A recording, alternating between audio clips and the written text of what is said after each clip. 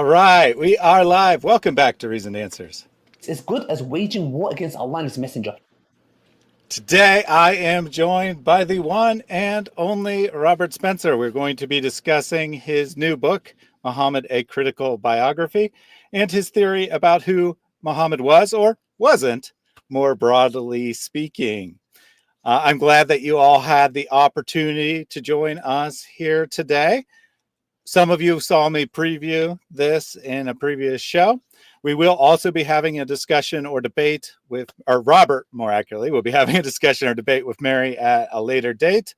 Tentatively agreed to that, but no precise details on that yet. I imagine many of you, most of you, know who Robert is. I must say that I am a fan of him. I have worn a dress shirt today in honor of Robert. Now, I didn't wear a suit jacket, but I did wear a dress shirt to at least be somewhat on the same level as Robert there. So welcome to the show, Robert. Why don't you take a minute to introduce yourself? Thanks. Very happy to be here. Thank you for asking me on. And I'm the director of Jihad Watch, which is at jihadwatch.org, news and commentary site about jihad activity, and also the author of 28 books, including the latest that you mentioned, Muhammad, a Critical Biography. Excellent, excellent. So I actually don't know the answer to this question. How did you become interested in Islam, or more specifically jihad? Because you've devoted a large portion of your life to this topic. How did that happen? Well, it comes out of my family history, actually. My grandparents were exiled from the Ottoman Empire in 1916. They could have stayed if they'd converted to Islam, but instead they opted to leave. They were, of course, much older when I met them and spoke to them, and they would tell me about how wonderful it was over there. And I would ask them, then why did you leave? We were exiled. And I would ask them why they were exiled, and they wouldn't or could not tell me. And so I started to investigate it on my own. This leads one directly into Islam. If you're going to understand most Greek Christians, they tend to just think the Turks are just especially mean people, but actually it all goes back to Islam. And if you look into it, that's where it leads. So I began to study it, and well, one thing led to another. Here I am. All right, excellent. We have an endorsement from Andrew Martin, who says Muhammad, a Critical Biography is great. And Thanks, Andrew.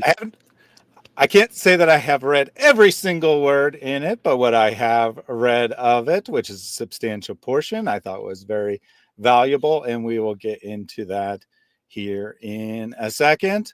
I have been corrected. According to Carol B., dress shirt has to be white and must also have a tie. Fine, I'm wearing a button-down shirt. Is that better for you? Anyway, so my other question to you is that you've mostly focused on jihad or counter jihad, however you want to put that. But more recently, you have written several books on the historical critique of Islam, suggesting that the sources are not accurate, that despite millions and billions of Muslims believing this material, it does not have much historical basis. So what made you interested in the historical critique? Well, I'll tell you, actually, one thing led to the other, because as you correctly stated, I started out writing about jihad, and what I wanted to do at the beginning in the 90s, and then particularly after 9/11, I wanted to illuminate the ideology behind jihad violence, because it seemed to me that some people I was consulting with privately in the 90s and then publicly after 9/11, there was a whole lot of misinterpretation, misunderstanding, wrong analysis about jihad and about its place in Islam.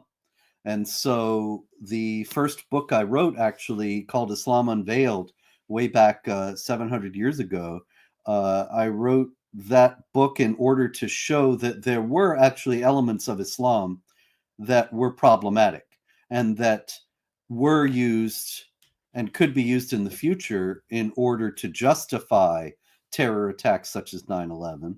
And so then really all the work that I've done since then has been an extension of that and a deepening of that, because I wanted to show that it comes from the Quran. And of course, not only from the Quran, but from the example of Muhammad. So I wrote the biography of Muhammad, The Truth About Muhammad, in 2006. And that was really when I first delved deeply into the sources and saw that they were really quite shaky on a historical standpoint. So I mentioned that in passing in The Truth About Muhammad, but really the point of that book was different. I was just trying to show what the actual Islamic sources said about Muhammad. Because in those days, if you remember, or maybe you're too young to remember, I don't know, but in 2006, 2005, before that, people were saying, well, like Karen Armstrong, the famous Islamic apologist, she actually compared Muhammad to Gandhi.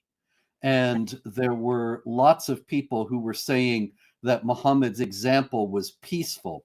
You still hear that kind of nonsense nowadays, but much less, because I think the general public is much more aware now than it was then about what the actual teachings about Muhammad really are in Islamic tradition.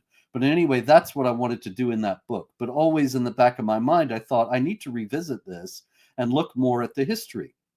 And it was really in 2007, I think it was, I was speaking in The Hague in the Netherlands, and Ibn Warraq, the great ex-Muslim scholar, was also speaking there. And he and I actually ran into each other on the street and ended up going to a museum together to see a painting that he valued a great deal. And we had this long conversation as we were going on this long walk through The Hague about the historicity of Muhammad that made me think, really, there's a great deal to this, and I need to look into it more deeply. So I wrote a book in 2010 or 11, I think it was, called Did Muhammad Exist?, that lays out the basic case for why this skepticism about him is reasonable. And then so much has developed in this field since then that I expanded and revised that book a few years ago, and then wrote this new book as an in-depth exploration of the Islamic traditions about Muhammad, showing that they're far shakier than most people realize. They don't even tell a consistent story. They're full of contradictions within themselves that most people don't realize. Excellent. We'll get to discussing a critical biography here very shortly, but I have one more introduction question for you. Channel tradition, you are a Christian, so you get to answer this. Why are you a Christian? Why am I a Christian? Well, I Yes. believe Christianity to be true. I actually have looked into the history also when it comes to Christ and the New Testament, and Jesus is on far more firm ground. A lot of people would contradict this, and we could get into it, but I think it would take the rest of the show. Maybe we could do Right. another show on it. The reasons why it seems to me that the texts are reliable and historically accurate because of their early dates and because of the credibility that they demonstrate in various ways. But above all, I think that the thing that really seals the deal, the thing that really makes it decisive, as far as I'm concerned, is not some dry historical exploration, but the fact that the wisdom that Jesus preaches seems to me to make sense of the world more than anything else.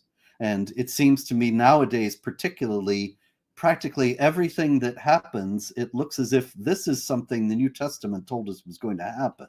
And I don't see that in anything else that I read. Amen. Excellent answer there. I phrase the question the way I do because I hope that people answer that because it's true, because that would be my answer to it. I've had a number of Muslim guests on, and no Muslim has ever answered, "Why are you a Muslim?" because it's true as their first Really? answer. That's fascinating. I'm surprised by that because, of course, I've had a lot of experience debating with these dishonest Islamic apologists, and they would all, I think they would all affirm that they think Islam is true, but maybe they're lying. They lie about everything, so maybe they're lying about that as well. Yeah, I imagine people would affirm it, but it's not the first idea that comes to their mind. They usually say something like, it speaks to me, or it makes a lot of sense, or I like what it teaches, something along those lines. But very rarely do they mention truth as a determining factor in their belief, which I Well, think when is I say telling. Most of the makes sense Christians to have me, answered the same way as you, by the way. when I say that, I also want to clarify, since you said that they say it makes sense to me, because I said the same thing. I'm talking about in a larger sense than just I think that it's nice, that I'm used to it or something Right. like that. I think that it actually provides a more coherent and defensible answer for the strangeness of this world and the reality of this world than any of the alternatives, and that they all have gaping gaps in their analysis of the world that seems to disqualify them from the possibility of being true. I would agree on that. One quick question from the audience. Professor Yoffel wants to know if you are banned from coming to the UK, where she Yeah, I'm lives. banned from coming to the UK because I'm such a bad guy. Actually, it's just this is something where, in reality, I think Christianity makes sense of this, because in Islam, for example, by contrast, the Quran repeatedly says that the believers will prosper in this world and in the next, and the unbelievers will suffer in this world and in the next. So I suppose a believing Muslim would say, well, see, the British government is being bad to you. That's because Allah is unhappy with you. And that would be the answer for a pious Muslim. But from the standpoint of being within my skin, I think, well, everything I'm saying is true. And I know that I'm being completely honest about Muhammad, about Islam, about the Quran. Everything in my professional life is completely documentable, readily demonstrable. I have not gone around saying terrible things or victimizing people or, contrary to popular belief, demonizing whole groups and all that. And so Islam would not make sense of that, because it would say the righteous will prosper at all times. But Christianity will affirm that the righteous may not prosper. Now, I'm not saying that I'm righteous. I'm a bigger sinner than anybody else. But the fact is that in this particular uh, instance, I was banned from Britain for saying Islam has a doctrine of violence against unbelievers, which is true. I know is true. Most of the world knows is true, including most Muslims. And so it's kind of absurd. And the absurdity makes sense when you read in the Psalms, why do the wicked prosper, and so on, and that sometimes in this world there is not justice. That is something that Christianity affirms and explains. And most other religious traditions don't have any adequate explanation for it, or even just deny it outright, as Islam does. Absolutely. So Jack Ray gifted 10 memberships. Thank you very much for that, Jack Ray. Much appreciated. If you see the pinned note, it is within my first 30 days of having memberships enabled, and YouTube has a promotion where they'll add 10 extra dollars to that. So if you are thinking about joining, now is the time. You get lots of fun emojis to use and some members only live streams. Might have one this weekend, maybe not. Undecided on whether I'll be doing one this weekend, but I have already done 2 previously. Don't miss any teaching content or any important content, to put it a different way, by not being a member, but you do miss some silly hangout type stuff. All right. So getting to your new book, Muhammad, A Critical Biography, you kind of already outlined the purpose of this. I would say that you both present the standard framework, the standard outline of the Islamic narrative, and point out ways that it is doubtful. Would you say that's a fair summary of the purpose of the book? Very much so. Yes, sir. Absolutely. All right. So you start with the non-Islamic sources, some very early sources written by people who are not Muslims, describing the Muslim conquest primarily, and you point out some things about those. Can you maybe summarize what you state about the non-Islamic sources? Yeah, well, first I wanted to explain why I start with them. And that Sure. is because what I'm trying to do is go along through history to say, well, what exactly can we know about Muhammad? And so the book starts with mentions of the praised one from the Bible that Islamic apologists like to point to say, see, Muhammad's mentioned in the Bible. Well, actually, what you have there is the use of a title which becomes prominent later in Islamic tradition.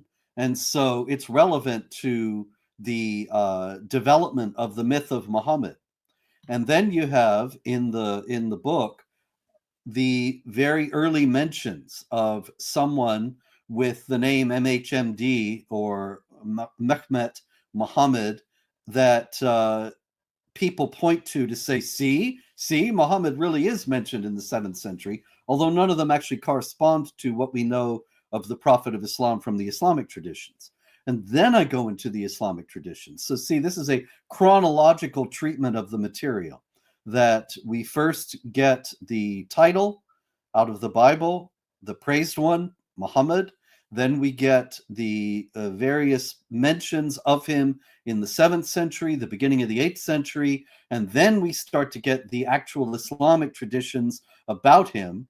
And then toward the end of the book, I drop the real hammer, which is that the 9th century traditions from Ibn Hisham that form so much of what Islamic tradition tells us about Muhammad actually don't date from the 9th century. We don't have any copies of them that go back to the 9th century. They come from the 14th century and there and beyond. And so they could have been altered in any number of ways between the 9th and the 14th.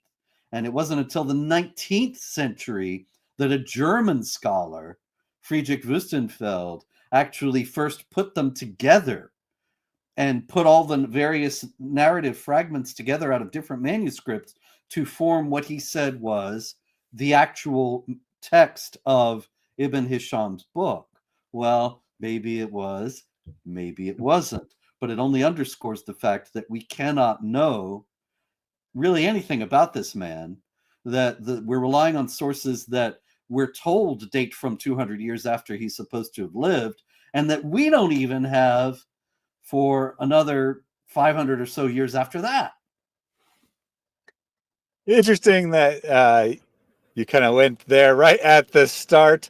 This is an argument that sometimes Muslims use about Christianity. They'll say, oh, you think that your Gospels were written in the 1st century, but the earliest complete copy is 400 years later, something along those lines. So I don't think that the first manuscript is necessarily an important criteria.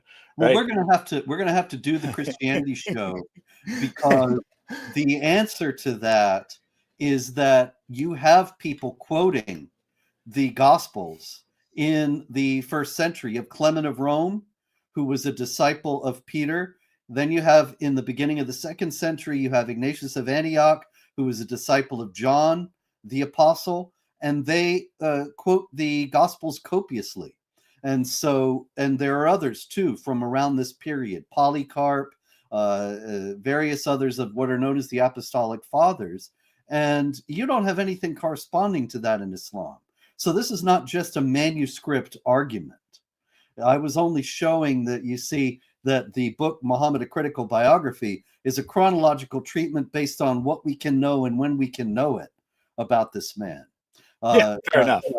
If you want to go on the manuscript argument in terms of Christianity and Islam, Christianity is once again in a much stronger position because of these secondary attestations of this material that they're claiming didn't exist until later. whereas you have nothing corresponding to that in Islam. There's nobody at the end of the 7th century or the beginning of the 8th quoting Muhammad in hadith that we don't hear about till later. Yeah, fair enough. Fair enough. The evidence for Christianity is indeed exceptional and not on the same level as Islam. I can certainly agree with that. I just don't think that the manuscript date necessarily is important. But going back, right, going back to where we started, the external sources. So you go through a number of these sources, and we're going to see a pattern here where I often agree with the analysis, but I don't necessarily agree with the conclusion or the overarching conclusion anyway. So you'll go through each source and you'll say, there's some reasons why we can't say this is completely reliable. We can't determine that this is the same figure as the Muhammad that Muslims know. And then your conclusion is kind of, right? I don't think you ever say these exact words, but your conclusion basically is this is insufficient evidence to justify our picture of Muhammad. Is that a fair summary of kind of how you treat these sources? Yeah, I suppose so. I mean, what you've got is, of course, this magnificent proliferation of material in the 9th century about Muhammad, so that you know what he did practically every day of his life, except for, of course, the leap months, which were eliminated in the 9th surah of the Quran and forgotten by the 9th century. And so Muhammad seems to take a break every time one of them comes up and does nothing for the whole month. Which is just more indication that these are not historical sources. But the thing is, you got to ask on a very simple human level, if this material existed in the 7th century, why does nobody ever mention it? And so it's not just a matter of insufficient evidence. It's much greater than that. Every mention of Muhammad or MHMD, Mehmed in the 7th century does not correspond to the man that we hear about in the Islamic traditions. And yet, if people are walking around with this massive corpus of Islamic traditions in their heads about Muhammad, which would be required if they were authentic, then it's extraordinary that nobody ever mentions their existence, much less nobody ever quotes them. And instead, this material is floating around that's not accurate about this man, even though he's supposed to have this huge following of people who have conquered a massive expanse of the known world at his behest. And yet somehow they just never get around to clearing the record about who he is or explaining about their new holy book or new religion. It's an extraordinary omission if that is indeed what it is, but that is what it would have to be if there's any historical value to the canonical hadiths at all. So now here's where I'm going to disagree, right? You and other people who are critical of this idea make a big deal of there being very little mention of the theology of Muhammad, how these sources primarily talk about the conquest. They talk about Arab people led by Muhammad, perhaps after the time that he was dead. And then say, well, it's strange that they're not talking about the religion, but I don't actually find that to be strange. These are people who are being attacked, people who are being conquered in many cases, and it's far more concerning to them, I think, that to document the war, document the sieges that are going on and such, than to care about why exactly or what religion might be motivating the conquerors. So I don't find it strange. Now, that's not evidence for the historical or for the Islamic Muhammad necessarily, but I don't consider it evidence against either. Can I give you an answer? Yeah. Okay. First thing, you're thinking, if you'll pardon me, I mean no offense to this, but you're thinking like a 21st century Westerner. You're talking about a period in which religion plays a much more central role in the lives of the people than it does now, such to a degree that it's hard to even imagine it. But you read, for example, about the Christological controversies in the Christian world. And if you've read, for example, about the run-up to the Council of Ephesus and the Council of Chalcedon, the ecumenical councils, the third and fourth ecumenical councils in the 5th century, Ephesus was in 431 and Chalcedon was in 451. And this was a time when there was tremendous controversy within the church about the nature of Christ and his relationship to God and the mechanism of salvation as connected to all that. All right? Now, you can read 5th century writers saying you can't go anywhere in Constantinople, which was, of course, the capital of the Roman Empire at the time, and not discuss this. You may not want to discuss this, but you have to, because you go to buy some bread, and the bread salesman will ask you, 2 natures or 1?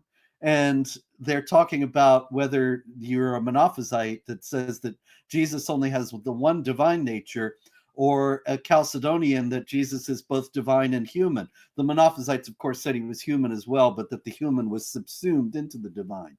And so he says that it's everywhere. People are arguing about it on the street, and it's the central topic of discussion. I can also tell you, just by way of an analogy, and this might seem absolutely far afield, but it's not. If you'll stay with me for a second. I was recently watching the Johnny Carson show. I'm an old guy and I don't like television nowadays, but I kind of like television from the 1970s when I was a kid. So I was watching some old Johnny Carson shows, and I happened to see one actually from the late 60s when the singer Tiny Tim, I don't know if you remember Tiny Tim, he was married on the Johnny Carson show. And it was a famous incident on television. So I'm watching this wedding and I was shocked because this is national television, very high rated program.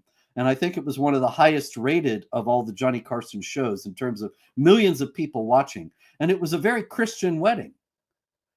And the priest is talking, it was a Catholic wedding, if I recall correctly. The priest is talking about Christ and their Christian commitment, and they affirm their vows before the Lord. And it is all explicitly and repeatedly Christian in a way that would never be allowed on television today.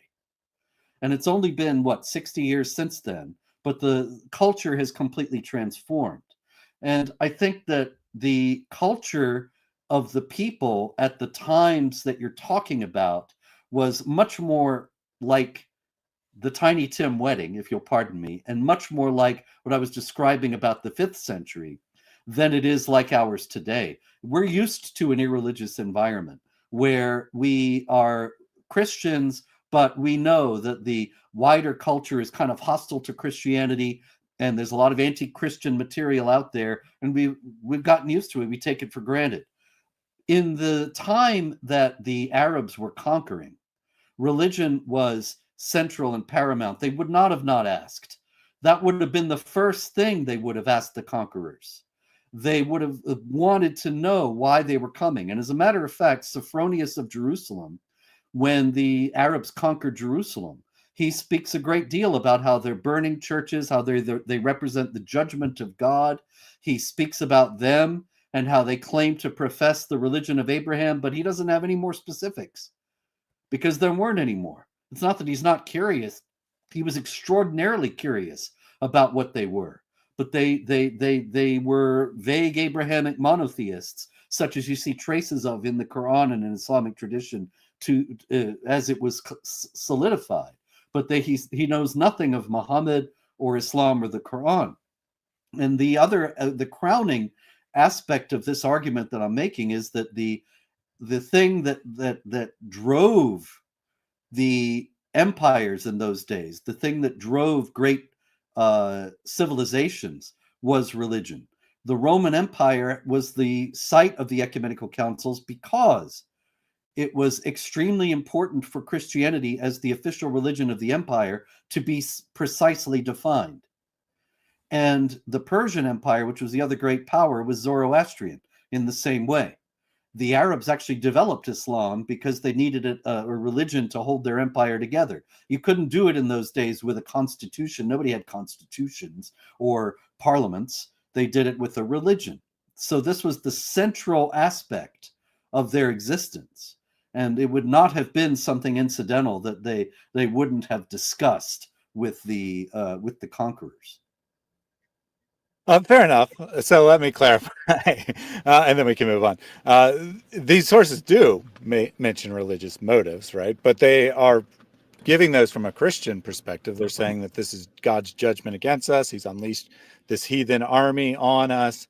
And thus, I don't think that they necessarily be all that concerned about their precise religious beliefs, just as, say, during the exile, the Jews are not necessarily super concerned about the precise beliefs of the Babylonians. The fact that they are non-Jewish in this case, non-Christian in the 7th century, is sufficient to say that this represents God's judgment against us. So they are more viewing the religious motive from their own perspective, I would say. Well, wait a minute. Judaism is not a proselytizing religion, so That's they didn't true. have any reason to know all about the Babylonians. But you yourself know about Islam because you want to bring Muslims to Christ, which is a perfectly laudable thing to do.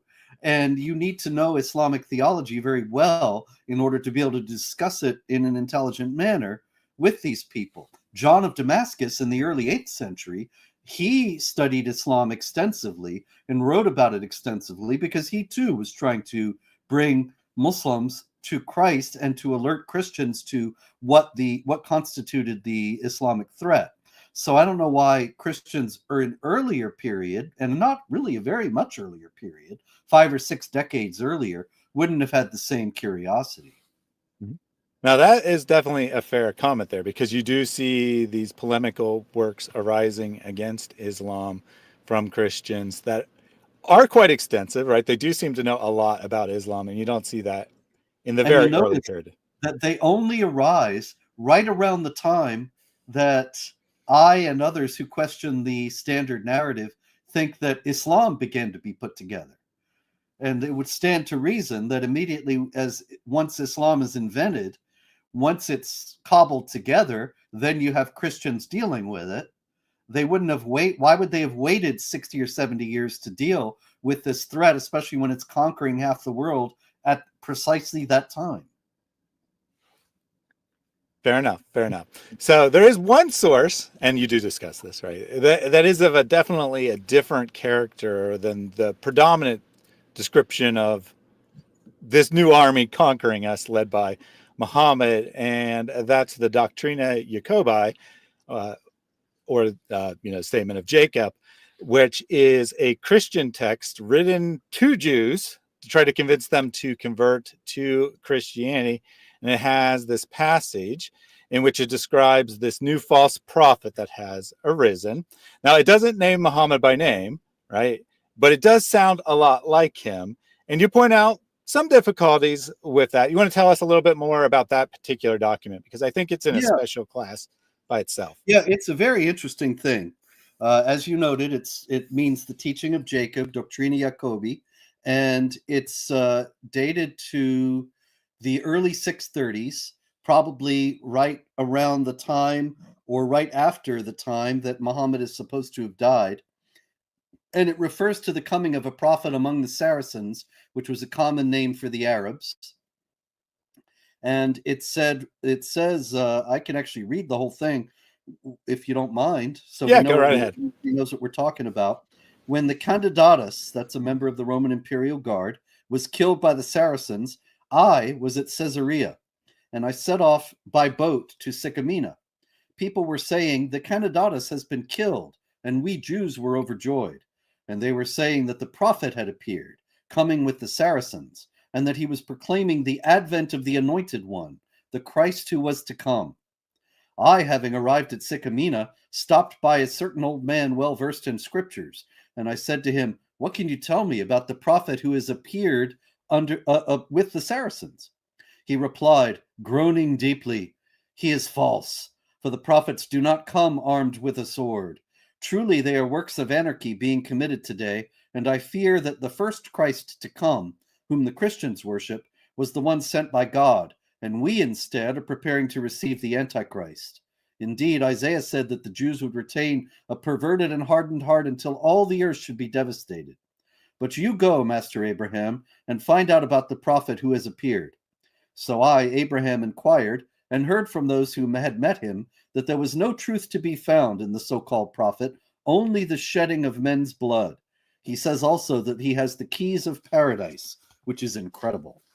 So you have an Arab prophet, and he is armed with the sword, which are two things that are unique to Muhammad.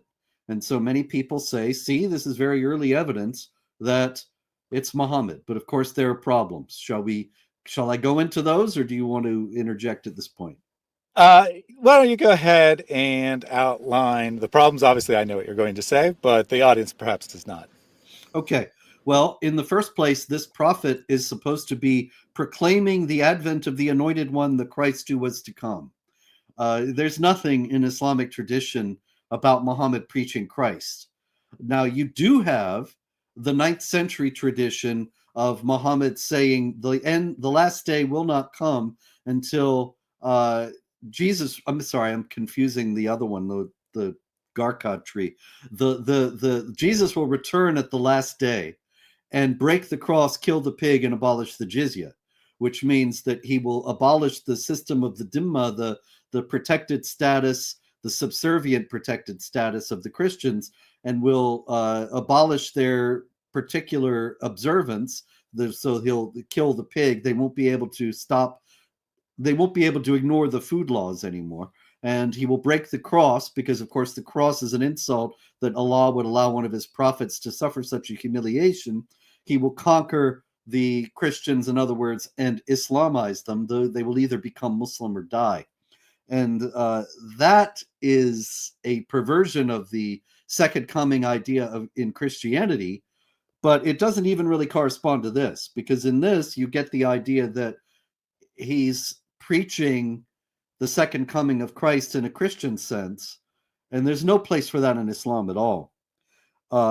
Then you have also him saying that he has the keys of paradise. Now, of course, Jesus in the Gospels in Matthew 16 says to Peter, I will give you the keys to the kingdom of heaven. And that's in the Gospels, but there's nothing like that in Islam. So there are two elements that actually seem more proper to Christianity. Now, I think that is very likely an indication that whoever this prophet was actually preaching something more like Christianity than like Islam. And that you have, of course, the 60 years later, you have the Dome of the Rock inscription. And the Dome of the Rock is, of course, on the Temple Mount. And in it, if you go inside, you can read on the wall that Muhammad is the messenger of Allah. But that's only the beginning of the statement. And then it goes on for a long period all about Jesus, leading me and others to say that it's odd that the Dome of the Rock inscription would so quickly change the subject. It starts out talking about Muhammad and then goes on and on about Jesus without explaining that it's changed its reference at all. If you are dealing with Muhammad as a title, the praised one, then it makes sense that the whole thing is about Jesus and that it's referring to Jesus as only a messenger, as not divine. And so this, of course, leads into the idea that the Dome of the Rock is the work of a Christian sect that denied the divinity of Christ and was asserting its theology on the wall of the building. And that theology seems to correspond to that of the Doctrina Jacobi, that you have a prophet who is preaching Christ while, of course, armed with a sword, but he is not preaching he's not preaching the same Christ as Christianity preaches, nor, of course, does he correspond to the Prophet of Islam. Yeah, so now might be a good time to clarify what my actual position is. So Mary will later take a more traditional line, but where I'm at is that I do think that someone named Muhammad was probably the founder of Islam. And I think that there are historical elements that we find in the text. But I do think that there's legendary development, and I do think there is a changing of the message over time. I actually think, based on what we see in the Quran, whoever brought that, you know, let's call him Muhammad for now. But whoever brought that, they are seeing themselves as, well, a warner, right? As someone predicting what is going to happen. They see themselves as ushering in the end times, but they don't see themselves as the end times prophet per se. They view themselves as more like a John the Baptist type role, where they're making the way for the one who is to come. And then Where do you see that in the Quran?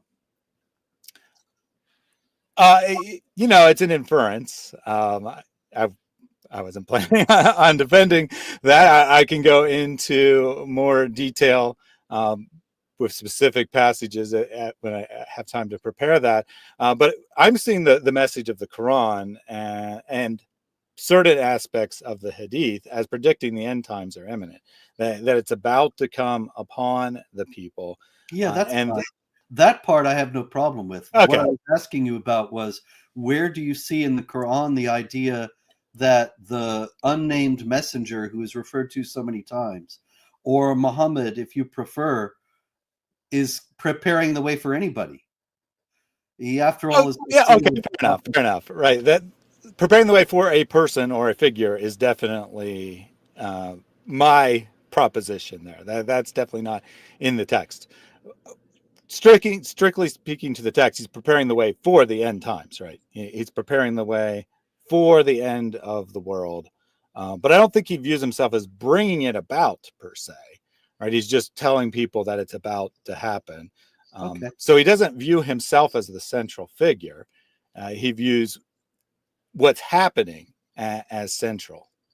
But what about all the passages like 480 in the Quran, chapter 4, verse 80, and so many others that command Muslims to obey the messenger?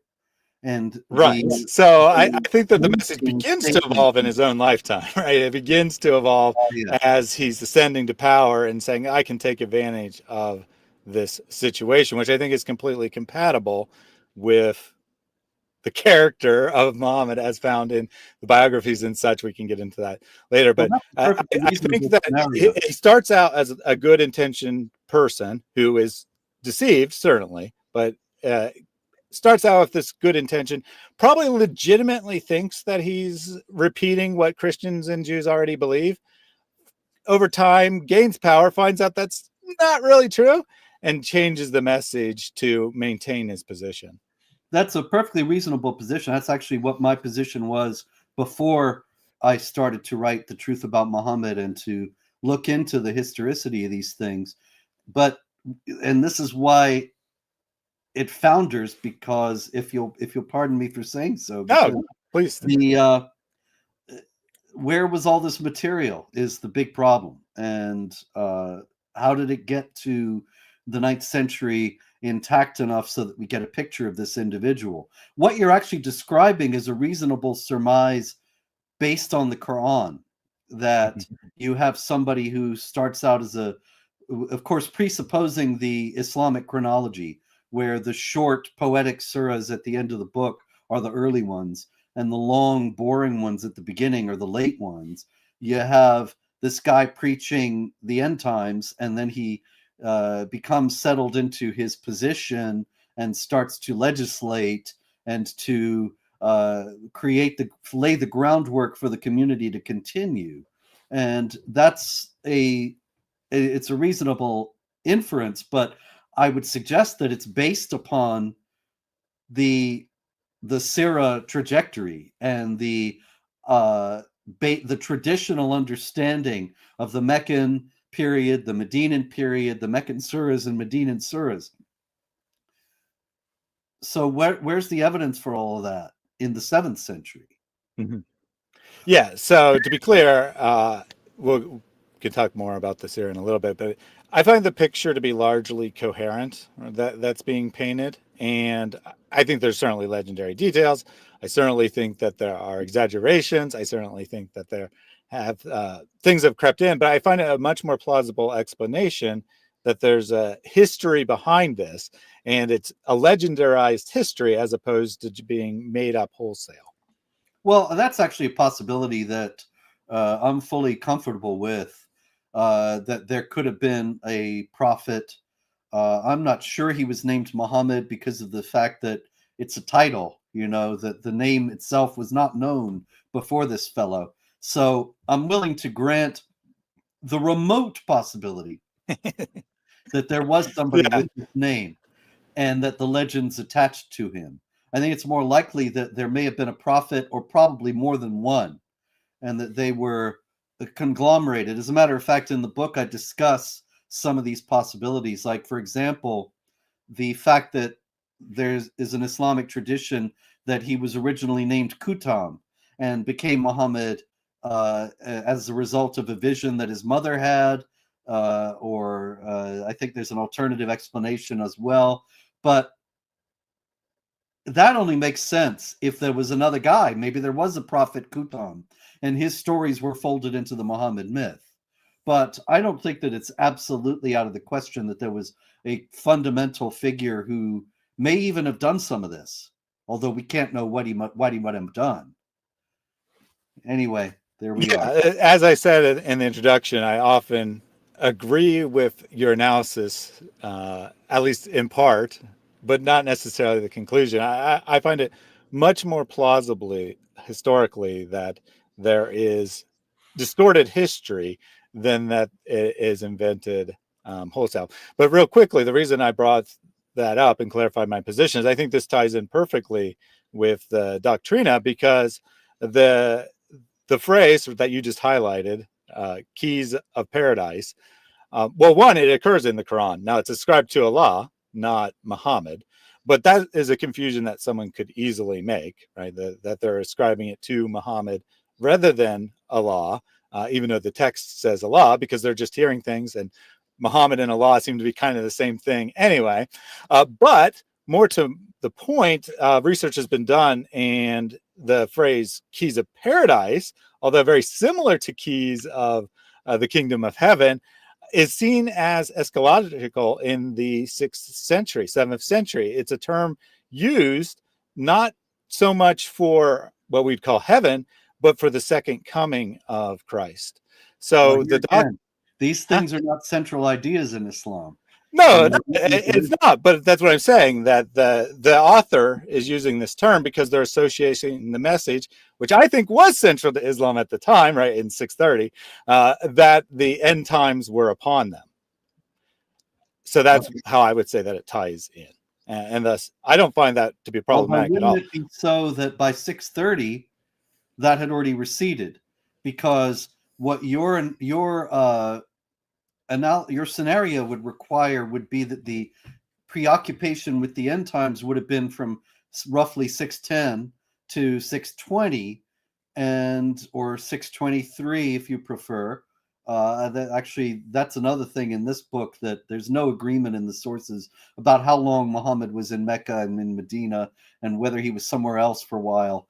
But in any case, don't you need the eschatological period to come first and then be superseded by the legalistic period, such that the Doctrina Jacobi would have already been out of date when it was written, if it's saying that these people are preaching this eschatological message, because they would have already discarded it at least 10 years previous? Well, I don't think that it was discarded. I mean, I think it was important in Islam for a couple centuries. Now, it wasn't as central, maybe, as the original message, but it remained a very important idea all the way up to the conquest of Constantinople, right? Because they're viewing this because of a supposed prophecy of Muhammad, but they're viewing this as the event that's going to usher in the end times. Well, if you want to make that argument, you can say it's still central in Islam. I think it is still somewhat. There are many Muslim clerics, I've quoted them at Jihad Watch over the years, who say that, we conquered Constantinople per Muhammad's prophecy in 1453, and now it's Rome's turn, and we're going to take Rome, and the whole thing will be complete, and the end times will be ushered in. But here again, it's not a central preoccupation of the theology. Well, I mean, I don't think it has to be. First of all, I don't think it has to be the most central idea, right? The fact that you find correspondence, I think, is sufficient to show that they had some familiarity with what these people believe. And second, I'd say even if it's outdated, that still shows that they had some familiarity with the ideas being taught, even if they weren't up to date on the exact movement as it was at that time. Okay. But moving on, right? Moving on. I do want to make sure to cover a variety and not just talk exclusively about these early documents. Yeah. Although I do think they are very important. I do think that I think you undervalue their importance in establishing that there is a historical origin of what you would call the legend of Muhammad. But the other thing that I wanted to highlight from this very early time, which you did mention a couple times, but it's certainly not seen as all that important, is the Hijra calendar. So this is, according to Islamic tradition, this isn't established by Muhammad. It's established by one of the first caliphs, and it's supposed to have been established in the year 17. We do find inscriptions. Now, they're not religious inscriptions, to be clear, but we do find inscriptions using this calendar already in the early 20s, which suggests, right, that you need an explanation for how this calendar, and you say, and we don't know, you said something in the book like something happened, but we don't know what. But I think it fits, right? It fits with the idea, whether it's immigration from Mecca to Medina or not, it fits with the idea of there being a figure who this date was very important for, that is leading the Arab movement, leading the conquests. Well, it's true. It's clearly a very important date. I'll grant you that. But I don't know that there's any indication that it's for what it's important for. And here again, we have the Hijra calendar, but we don't have anything connecting it to the Muslims of the 7th century. It's very firmly established with that date. And yes, there are 7th century indications that that date was very important, but that doesn't necessarily mean the date was important because of what the 9th century sources say it was important for. And that's the problem.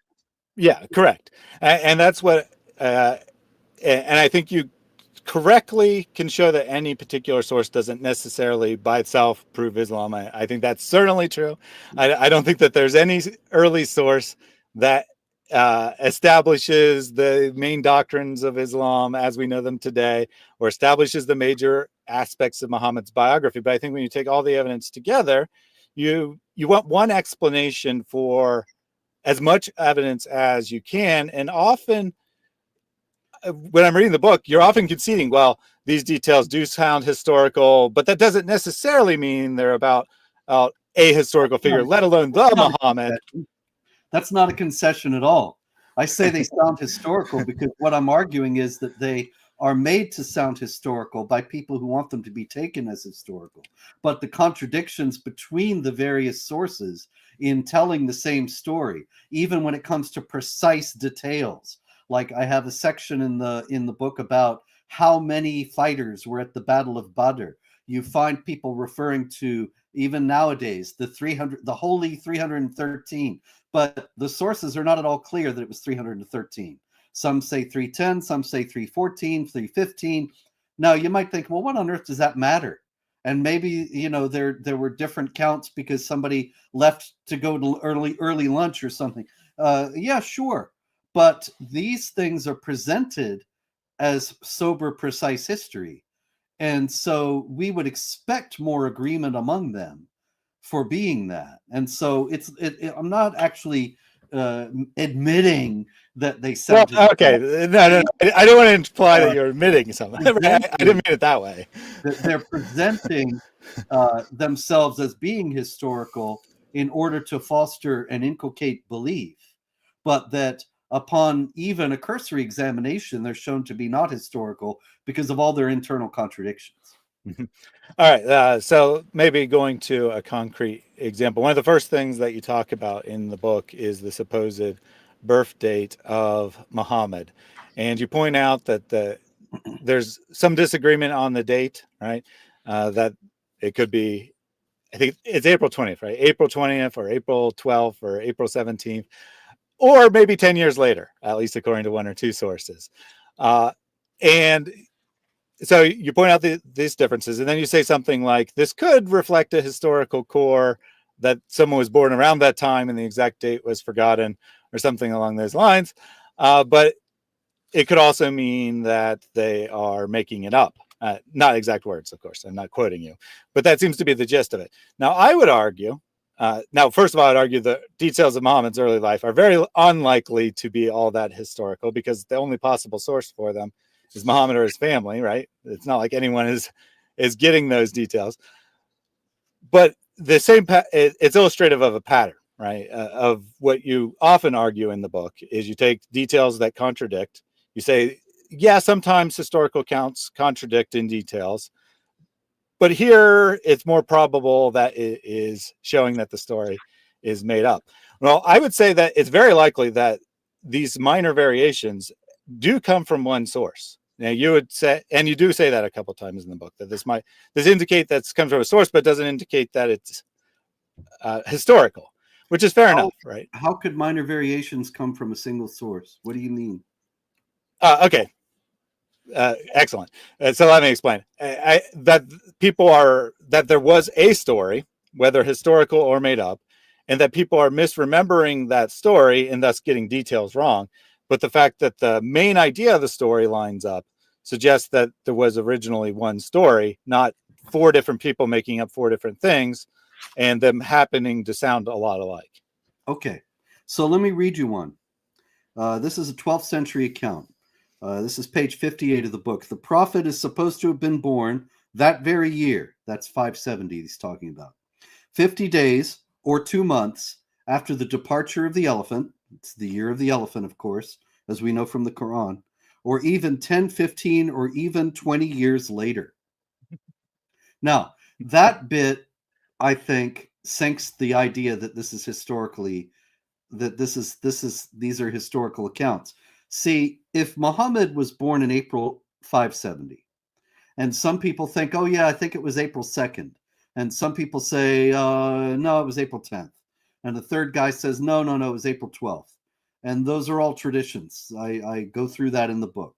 Then you've still got April 570, and so your argument is holding. It's a historical core that people are misremembering, but it's still got this basic, it's still all April 570. Now, right. Then somebody comes along and he says, well, it may have been 580 or 585 or 590. Well, that messes up so much. That messes up the whole story, because there's so much chronology in the hadiths.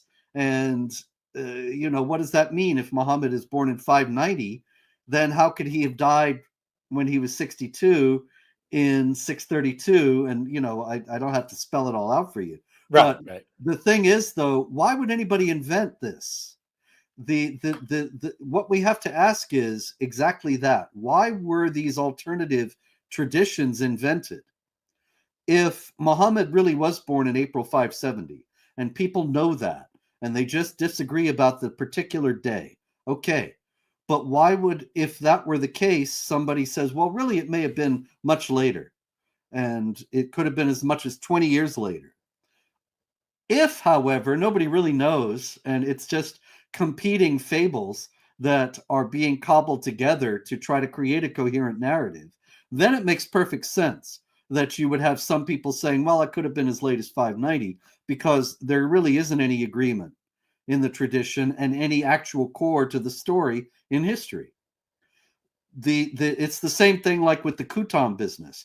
If Muhammad was born and was named Muhammad and was always Muhammad, why did anybody make up that he had another name? But if you've got traditions of some other guy that you're putting into your Muhammad fable, then it starts to make sense. You've got to explain away why some of them have this different name. And so this all militates against the historical accuracy of the texts. Now, certainly, I think that his birthday is probably not known. I'm not actually suggesting that, which I guess, I'm undermining myself here since that's the example I brought up. But I don't think that there's any reason to believe that he was born in April of any year or 570 or any time, right? I think we have no idea when he was born, probably in reality. And that's what I would expect for that particular detail. But my point here is that those similar dates, right, have much more reasonably would come from one idea getting corrupted rather than competing ideas. Now, someone saying that he's born 20 years later, that would be a competing tradition, right? That would be something that was actually different.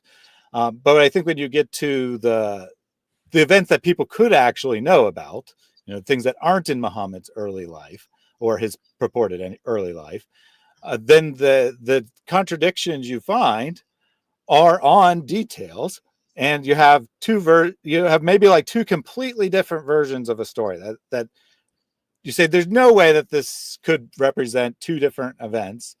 But I don't think that suggests that two people made up something. I think that suggests there was one version that people forgot or misremembered details of. And in general, you look at these stories and they do seem to form a cohesive narrative with contradiction, right? With contradiction that would be expected from people remembering things. Did Muhammad, do any of the words attributed to Muhammad go directly to him? I mean, probably not word for word. I would not suggest that people memorize what he said word for word, but I would suggest that some of the ideas at least do come from him. Well, maybe so, but which? And how can you tell? Right. So then that's where historical analysis comes in. But there isn't any, there's no way to get beyond the 9th century Hadith. There's no way to say these are historical and those aren't. Western historians have been playing games with us. Montgomery Watt and others, they wrote these big biographies of Muhammad, and they are full of detail. And they say these are from the Sirah literature and the biographical Hadith. And it all sounds very impressive.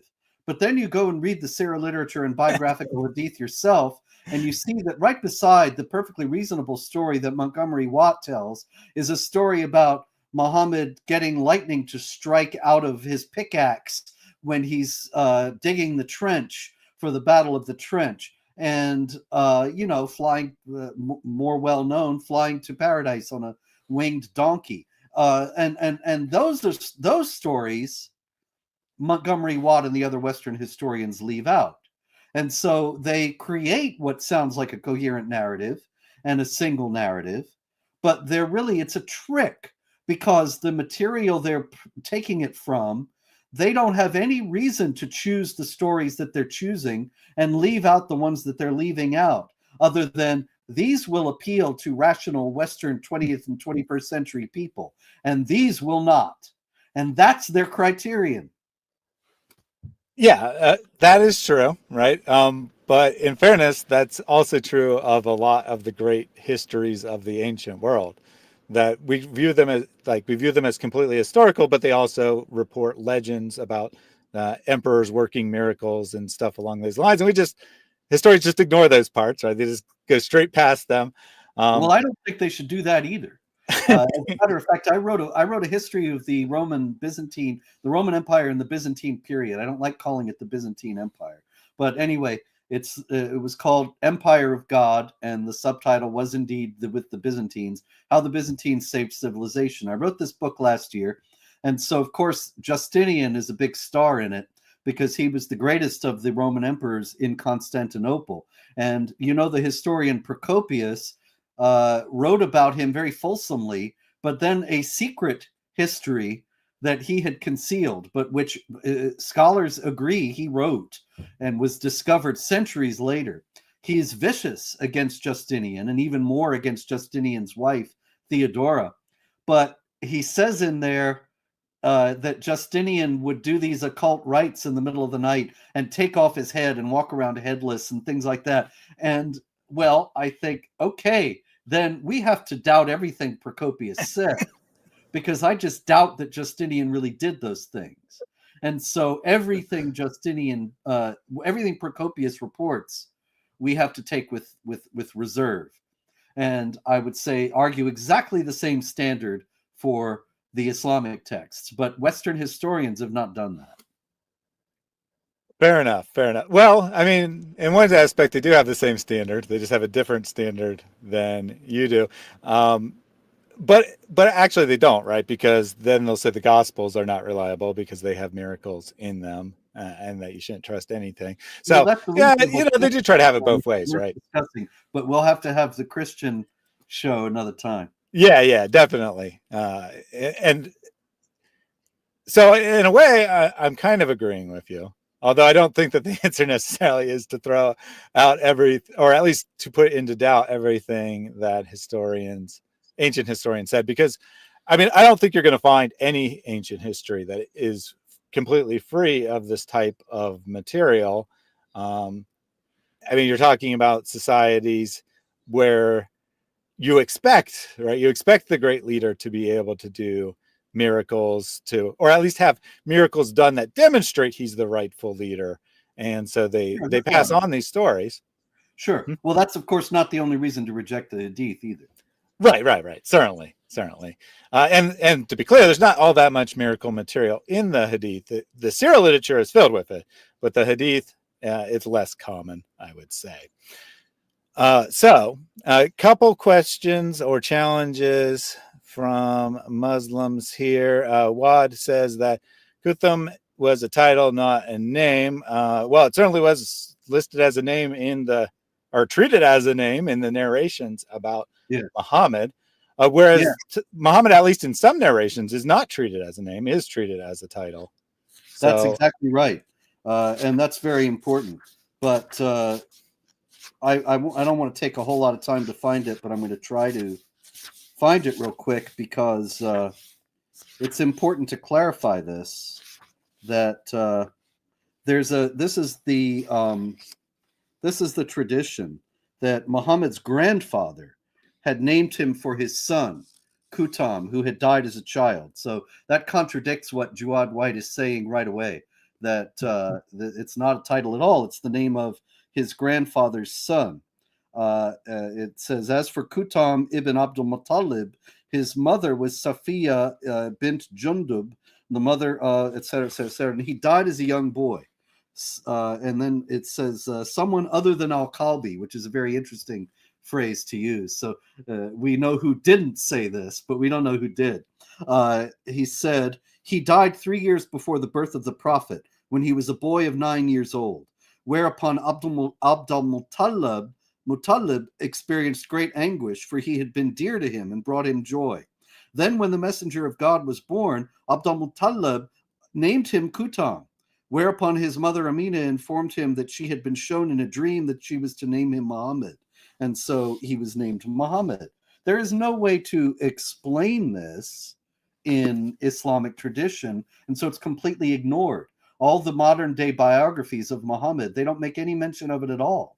And I would ask, why would such a story be invented if everybody knew this guy's name was Muhammad all the way through, and everybody's calling him Muhammad? And now it's several centuries later even, and he's known as Muhammad all across the world. Somebody makes up a story that he had a different name. It makes no sense. Unless you are working from a disparate body of traditions that you are using to fashion Islam out of, and some of them have to do with some other guy whose name is Kutam, then you need to explain away why some of this material has a different name in it.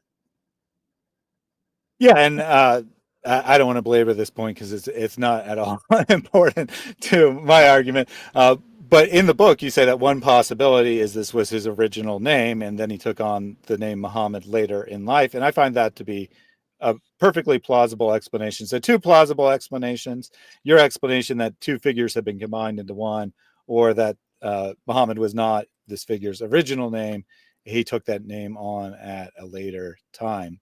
But more important response by Wad here. So Muhammad's birth date isn't something important to Muslims from a theological point of view. Fair enough. For this reason, Muslims weren't interested in documenting it. So the implication here is you're picking at something trivial. We don't really care about that. So Robert, how about we give a good example of contradiction in something Muslims would definitely consider important? Well, as far as the birth date goes, I've got to say, I'm not picking at it. I just noticed that Right. if I want to establish when Muhammad was born and I go into the earliest Islamic sources, none of them will tell me straight. They all tell me something different. And so I think that's curious. Nobody seems to remember when exactly he was born. So now you're telling me Muslims don't care about that? Great. But al-Waqidi and Ibn Sa'd and Ibn Ishaq and Ibn Hisham and Tabari and all the rest of them, they cared enough to tell us when he was born, and even to list, in the cases of Tabari and Ibn Sa'd, list various possibilities from when he was born, because they would just collect all these traditions together and leave the contradictions there open. And so I'm just merely noting that that's all in there, when people might expect that if this is all sober, carefully recorded history, that there would just be one birth date or maybe some minor variations, not 20 years of variations. But anyway, yeah, let's go to something that they care about. What do you got? Well, real quickly on that, I do want to say I don't think that the name being a title really matters. Names are titles sometimes, and I do think there are Muhammads that exist before our Muhammad. It's important because of the crosses on the coins that Muawiyah minted in the 7th century.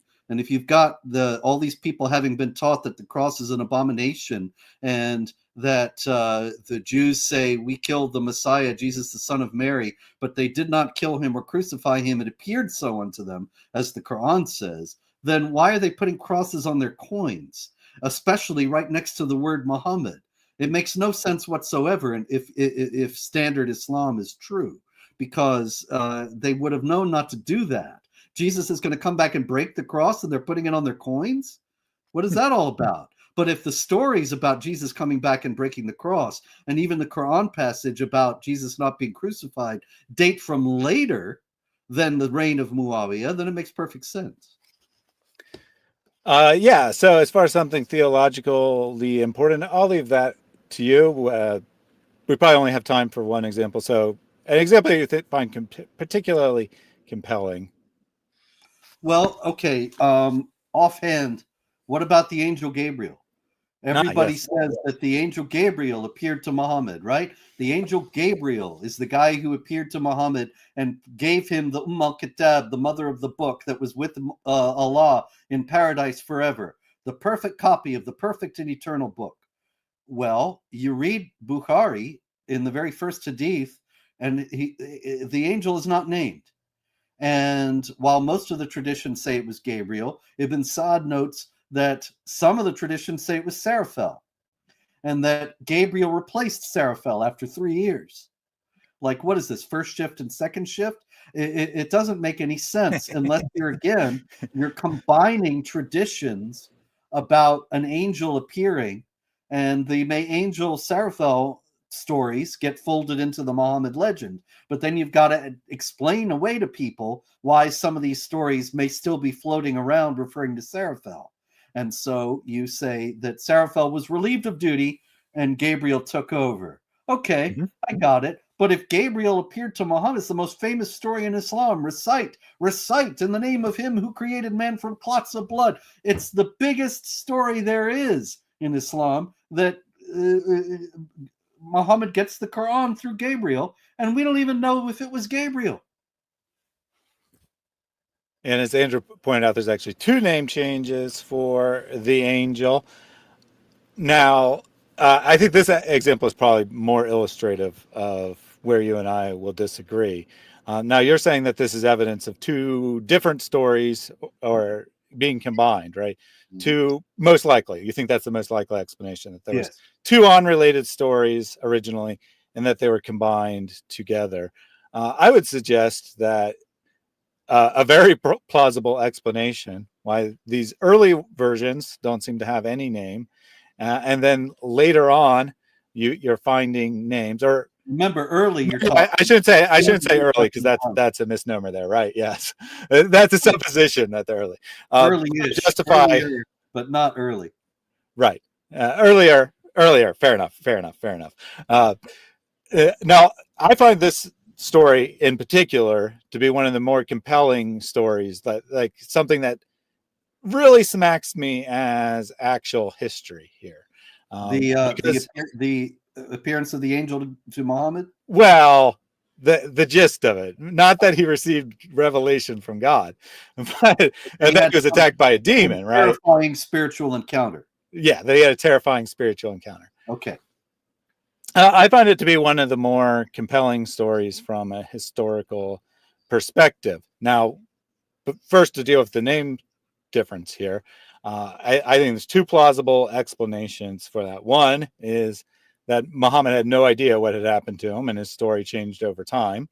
Or two, that in his time, the story was ambiguous. It wasn't clear who it was. And then people said, oh, that must have been Gabriel, right? Or whatever other figure that they wanted to ascribe it to.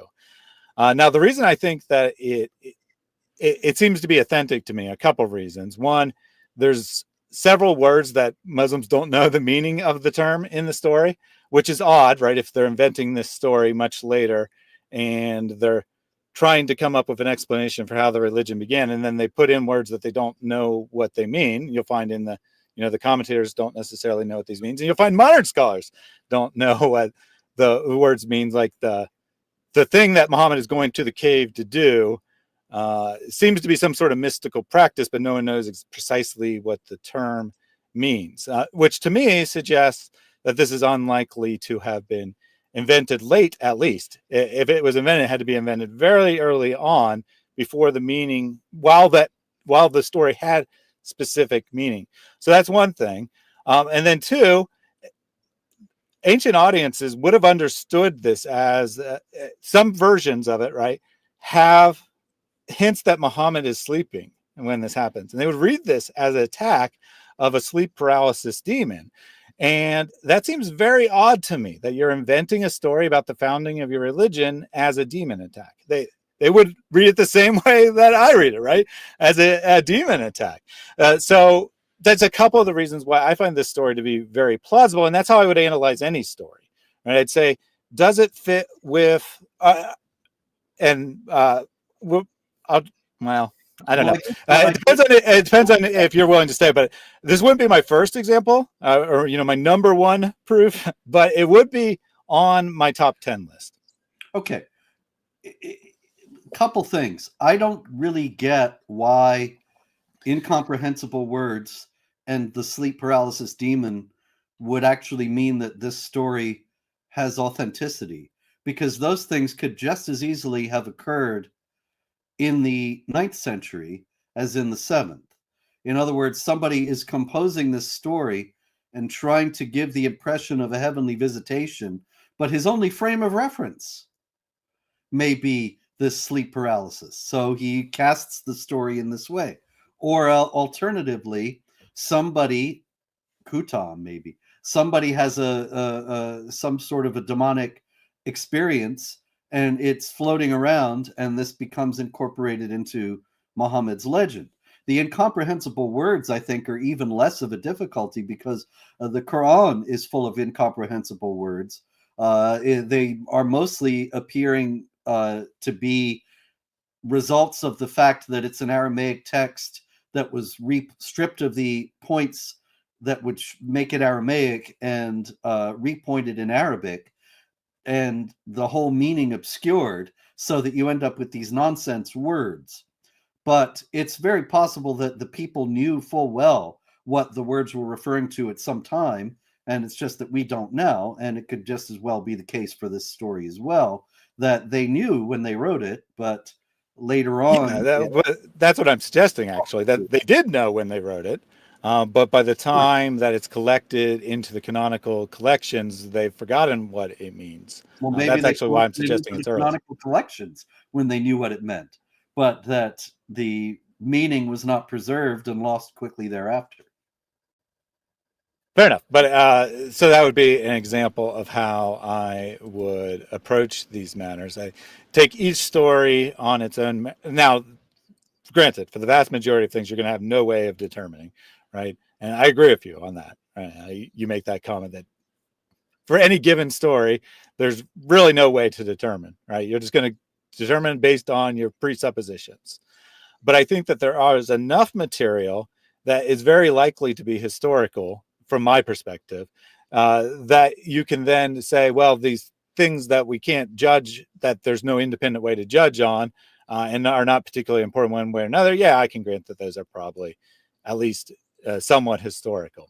Let me just pose what I think is the best evidence. It's not something that David Wood likes to bring up. He and I think about this very differently.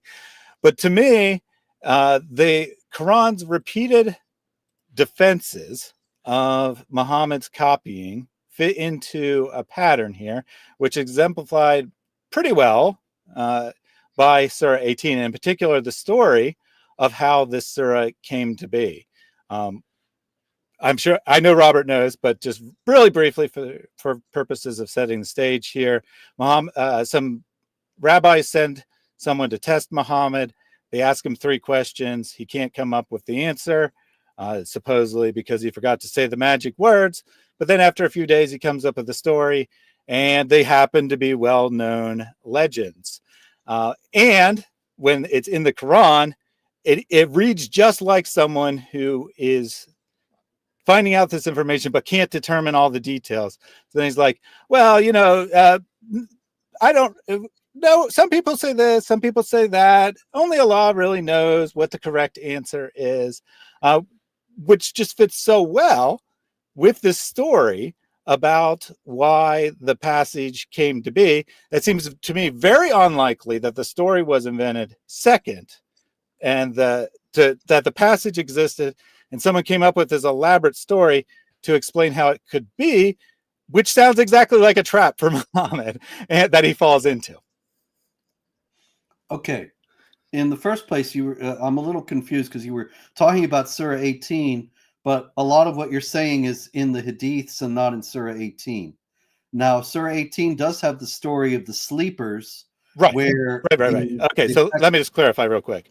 Yeah. So what I'm saying is the relationship between the story of how it came to be, found in Surah and Hadith, I get fits you. really well with what we find in the Quran, and seems unlikely to be an explanation made up by someone just out of their imagination. Well, maybe it's not. See, okay, you've got in Surah 18, the central story where you've got what you were saying, where the text is not certain what happened, and said, Right. I don't know how long they were in the cave. It was this long, or this long, and so on. That is a Christian tradition, the 7 sleepers of Ephesus, it was a very important story of early saints dating from the 4th century that is presented in garbled form in the Quran. Mm-hmm. And so you do have to explain, once this is presented in garbled form in the Quran, why it's so uncertain about the details. And so it does seem to me that, yes, it's a very plausible story that's constructed about how Muhammad is confronted by the rabbis and so on, and answers the questions, and it explains all the indeterminacy of it.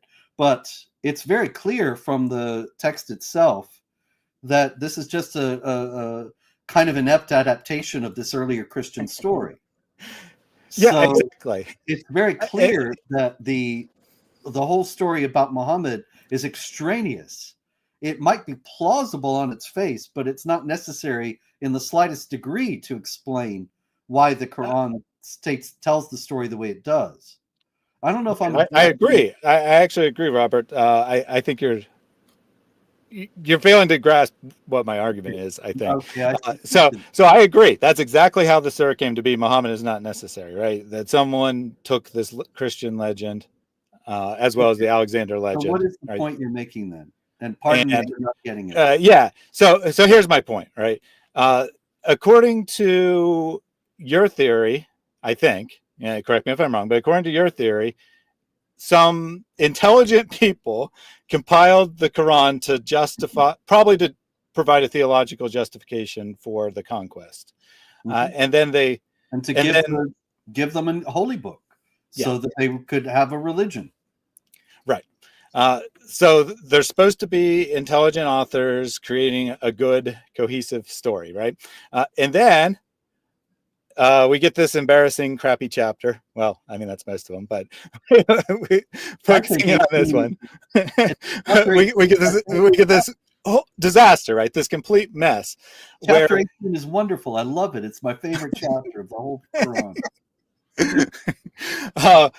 Where if someone's making this, right, if someone's trying to create a story about trying to create scripture, right, and they're trying to mimic what they've heard, they have no reason to put doubt into the text itself. They could just pick one number.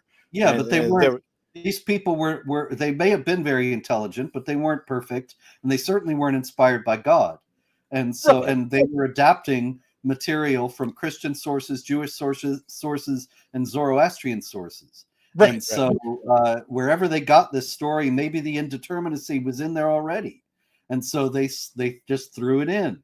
I don't see a big problem here. I understand that if you and I wanted to create a scripture, we would certainly try to make it as profound and as perfect as we possibly could.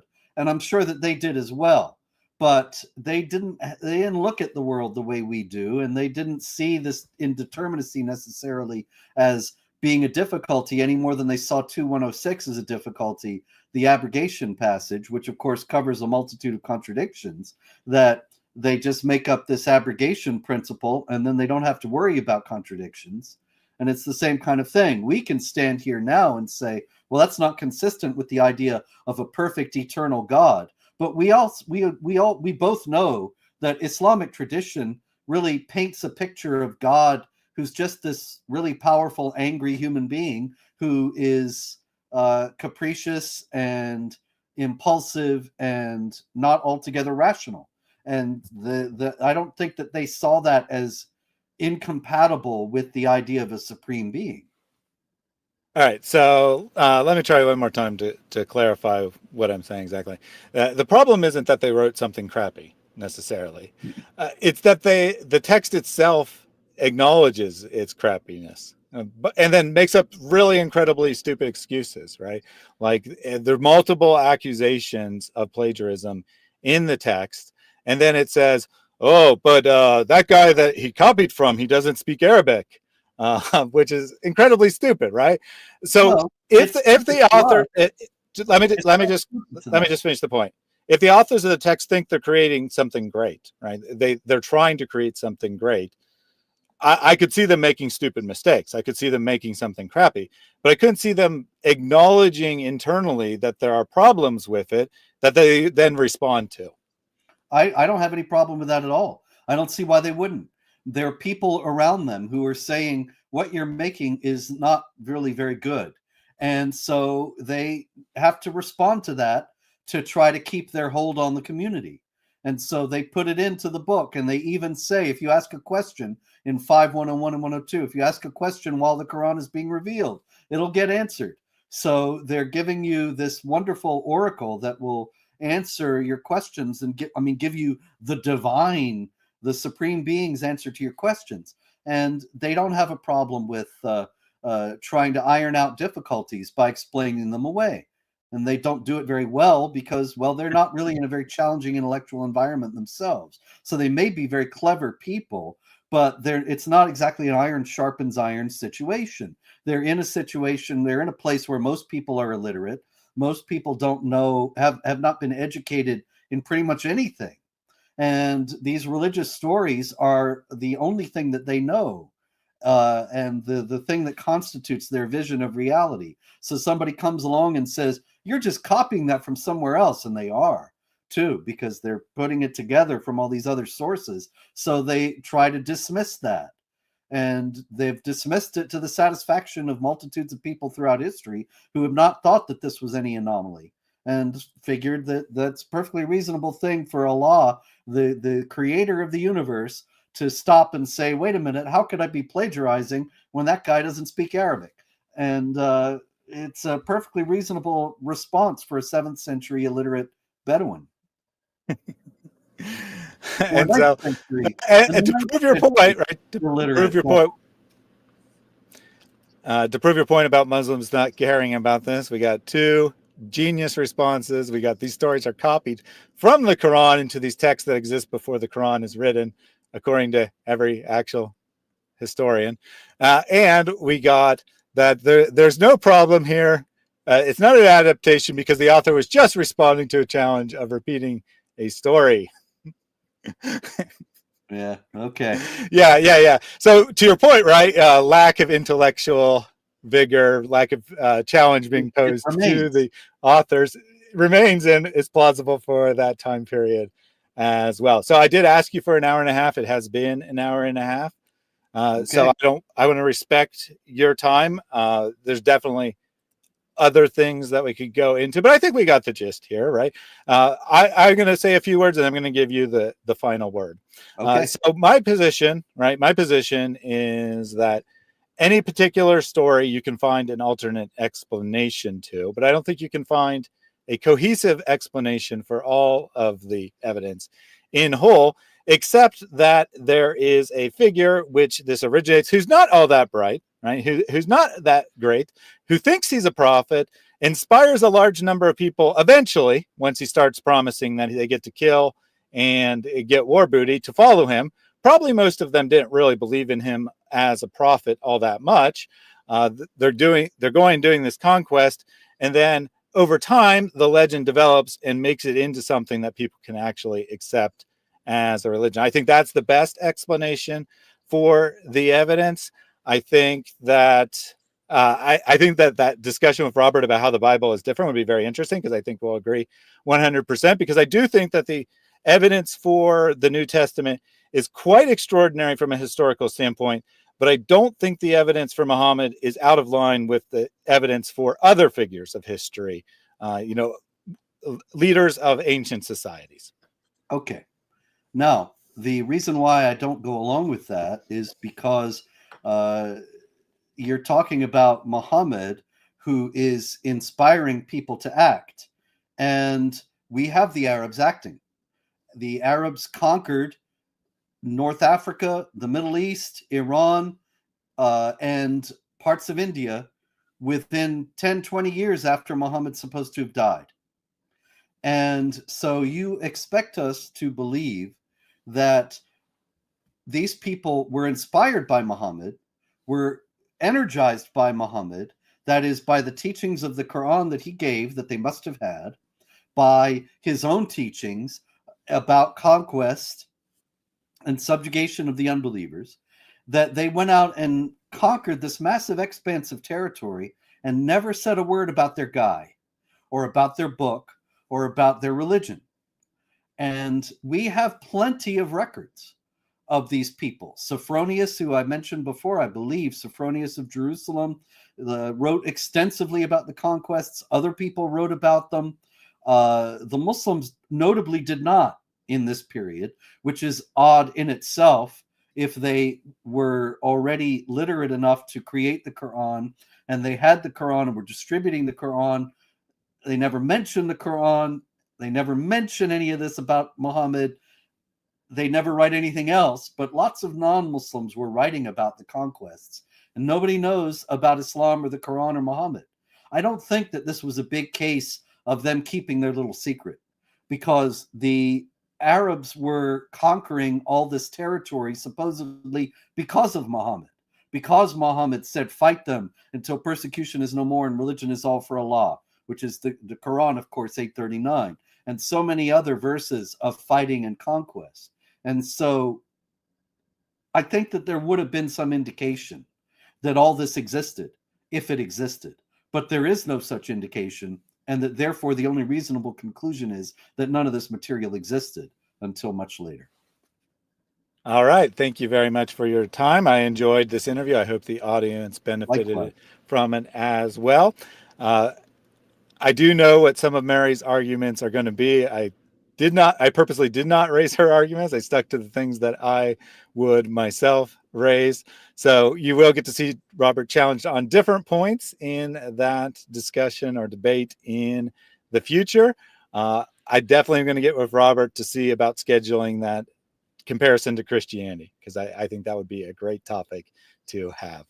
Thank you all for joining us today. I'll be back on tomorrow. I was going to say Friday, but that's tomorrow, for my weekly Bible study. And I'm going to do some sort of stream over the weekend. Haven't decided precisely what that'll be. It'll either be my wife reacting with me to a Muslim video on how wonderful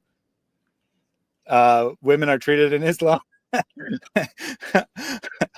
She doesn't know that. She doesn't know what she's going to be reacting to. But I figured I'd torture her and make her react to that video. Or we'll do a members hangout, one or the other. So until we meet again, everyone, God bless. Have an amazing rest of your day. And we'll close out, as per tradition, with the words of Pastor Jake. Pray this ceaselessly. Lord Jesus Christ, Son of God, have mercy on me. Lord Jesus Christ, Son of God, have mercy on me. Lord Jesus Christ, Son of God, have mercy on me.